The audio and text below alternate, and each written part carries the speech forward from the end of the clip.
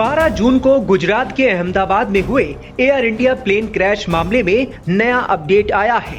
Media reports में बताया गया है कि एयर इंडिया के पायलटों ने फ्लाइट सिम्युलेटर में एयरक्राफ्ट के पैरामीटर को फिर से दोहराया और तकनीकी खराबी को हादसे के पीछे संभावित कारण के रूप में पहचाना गया है। हालांकि AI-171 प्लेन के दुर्घटनाग्रस्त होने के पीछे की एकदम सही वजह अभी तक सामने नहीं आ सकी है। सिमुलेशन के हिस्से के रूप में पायलटों ने लैंडिंग गियर को तैनात रखा और विंग फ्लैप को वापस खींच लिया।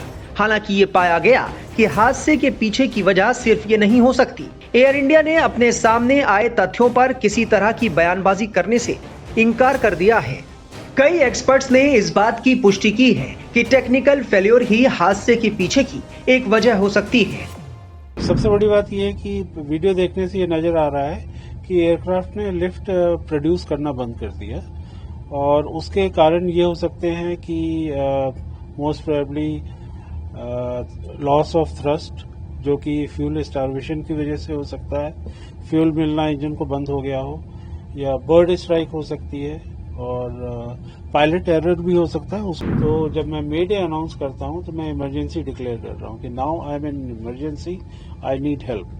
तो जैसे ही वो मे डे कॉल इनिशिएट करता है, बहुत सारी एजेंसियां सक्रिय हो जाती हैं। तो इस केस के अंदर भी यही हुआ है कि जब पायलट ने, हमारा एक डिसीजन स्पीड होता है जो कि बाहर के temperature, weight of the aircraft, काफी सारी चीजों पे निर्भर करता है। उसके पहले अगर हमारे पास कोई भी गलती आती है, वार्निंग आती है, तो पायलट का काम होता है उस टेक ऑफ को रिजेक्ट कर देना। इस पर्टिकुलर केस में एयरक्राफ्ट अपनी डिसीजन स्पीड तक पहुंचा है और फिर उसने टेक ऑफ इनिशिएट किया है। दैट मीन्स वहां तक उसको कोई वार्निंग नहीं आई है। जब उसने टेक ऑफ इनिशिएट कर दिया है, उसके बाद वो कुछ हुआ है, जो भी हुआ है। सर, 12 जून को जिस तरह से एयर इंडिया का एक एयरक्राफ्ट क्रैश हुआ जी, सर आपको क्या लगता है, क्या कुछ टेक्निकल ग्लिच आया हो सकता है?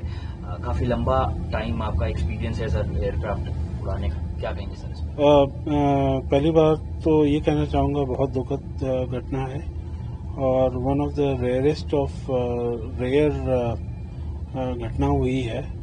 और जो भी हम अभी कहेंगे वो एक स्पेकुलेशन होगा, बट फ्रॉम माय एक्सपीरियंस और जो हमने इसके वीडियोस देखे हैं, सिर्फ हम एक कयास लगा सकते हैं कि ये पॉसिबिलिटी हुई होगी।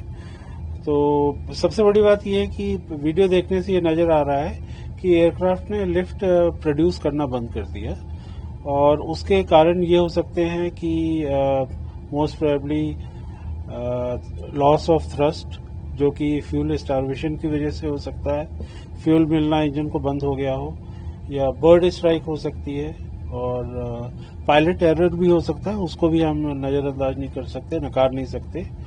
और टेक्निकल फेलियर भी हो सकते हैं कि एयरक्राफ्ट में बहुत सारे एडवांस सिस्टम होते हैं और हालांकि वो फेल प्रूफ होते हैं, लेकिन फिर भी इंस्ट्रूमेंट तो इंस्ट्रूमेंट है, कभी भी कुछ हो सकता है, तो उसको भी नकारा नहीं जा सकता। बताया जा रहा है कि एयर इंडिया के इस विमान की जून 2023 में डिटेल मेंटेनेंस जांच भी की गई थी और इस साल दिसंबर में इसकी जांच का अगला राउंड निर्धारित किया गया था, लेकिन उससे पहले ही विमान हादसे का शिकार हो गया।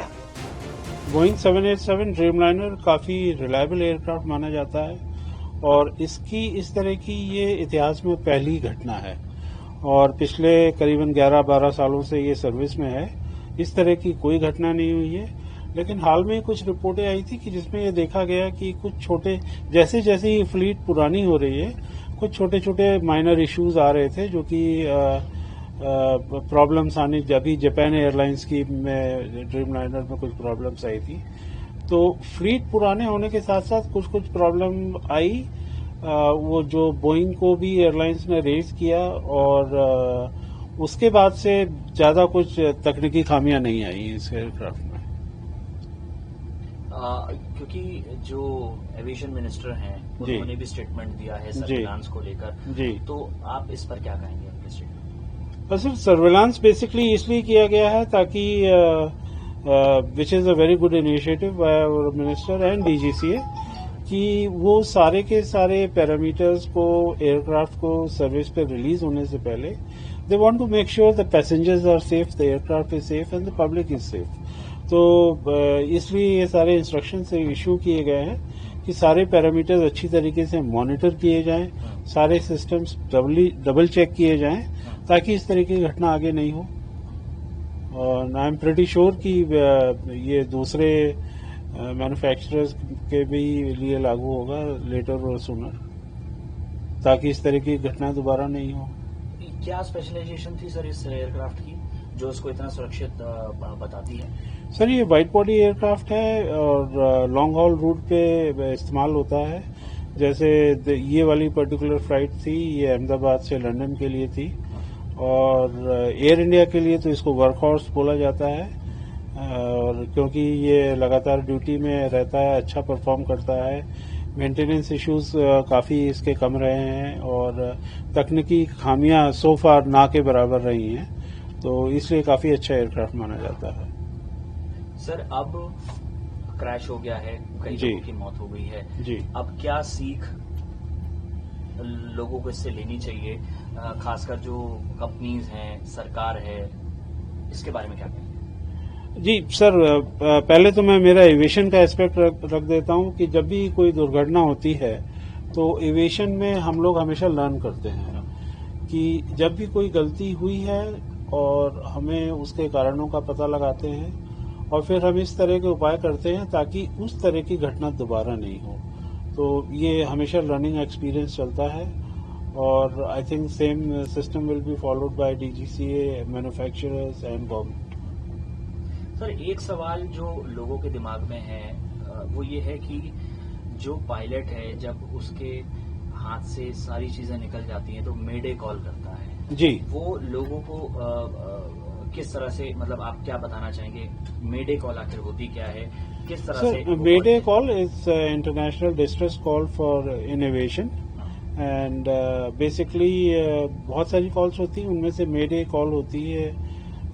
तो जब मैं मेडे अनाउंस करता हूं तो मैं इमरजेंसी डिक्लेयर कर रहा हूं कि now I am in emergency, I need help. तो जैसे ही वो मेडे कॉल इनिशिएट करता है बहुत सारी एजेंसियां सक्रिय हो जाती हैं, जिसमें कि एटीसी होती है, हमारी एयर ट्रैफिक कंट्रोल जो होती है, वो उस एयरक्राफ्ट को भले ही 50 एयरक्राफ्ट उड़ रहे हों उसको प्राथमिकता देगी, प्रायोरिटी देगी हर तरीके से, और भले ही स्पेस की हो या लैंडिंग की हो या और कुछ हो।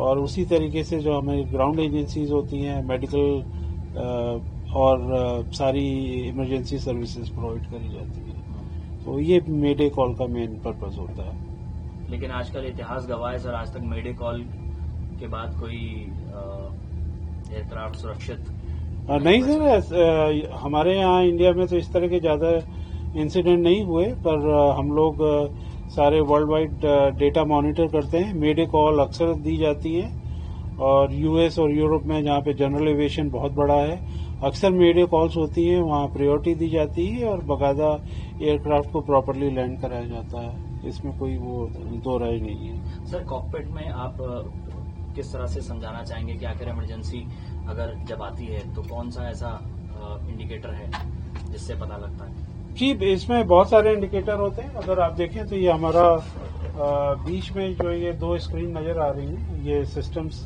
डिस्प्ले स्क्रीन है और ये हमारे इंजन पैरामीटर्स हैं। और ये अगर आप स्विचेस देख रहे हो तो ये सारे के सारे सिस्टम के स्विचेस हैं। फॉर एग्जांपल अगर हम ब्रीथ पेज दबाते हैं तो ये हमारा ये ब्रीथ का सिस्टम आ जाता है। इंजन का पेज दबाएंगे तो ये हमारे इंजन पैरामीटर्स आ जाते हैं। और ये हमारा ई-कैम वार्निंग होता है, अगर देख रहे हैं तो अभी सब ग्रीन में है, तो ये हमारे ये बता रहा है कि टेक ऑफ के लिए एयरक्राफ्ट बिल्कुल ठीक है। अगर एयरक्राफ्ट के सिस्टम, एयरक्राफ्ट में 200 से ज्यादा कंप्यूटर होते हैं जो कि कंटिन्यूस मॉनिटरिंग करते हैं एयरक्राफ्ट की, किसी भी चीज को डिटेक्ट करते हैं तो इमीडिएटली यहाँ पे वो चेंज हो। फॉर एग्जाम्पल अभी जैसे मैं आपको एक एग्जाम्पल दे सकता हूँ, हमारा पार्किंग ब्रेक ऑन है और अगर मैं इसको पावर ऐड कर देता हूँ टेक ऑफ के लिए तो आप ये देखेंगे कि ये इमीडिएटली वार्निंग वहां पे आ गया, यहाँ पे वार्निंग आ गया। ये इस तरीके से एयरक्राफ्ट वार्निंग दे देता है। तो हम कोई गलती अगर हमसे हो भी जाए तो आपके सिस्टम आपको इमीडिएटली इन्फॉर्म कर देते हैं। तो इस केस के अंदर भी यही हुआ है कि जब पायलट ने, हमारा एक डिसीजन स्पीड होता है जो कि बाहर के temperature, weight of the aircraft काफी सारी चीजों पे निर्भर करता है। उसके पहले अगर हमारे पास कोई भी सी भी गलती आती है, वार्निंग आती है, तो पायलट का काम होता है उस टेक ऑफ को रिजेक्ट कर देना। इस पर्टिकुलर केस में एयरक्राफ्ट अपनी डिसीजन स्पीड तक पहुंचा है और फिर उसने टेक ऑफ इनिशिएट किया है। दैट मीन्स वहां तक उसको कोई वार्निंग नहीं आई है। जब उसने टेक ऑफ इनिशिएट कर दिया है उसके बाद वो कुछ हुआ है, जो भी हुआ है, और एकदम बहुत कम हाइट पे हुआ है। मुश्किल से 57 सेकंड की टोटल फ्लाइट थी। 26 सेकंड बाद वो एयरक्राफ्ट स्टॉल हो चुका था, तो पायलट के पास कोई चारा ही नहीं बचा था।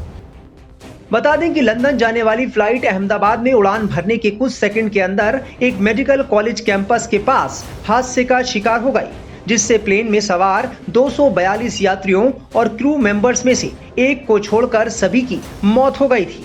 वहीं जमीन पर मौजूद 34 और लोग भी इस हादसे में मारे गए थे।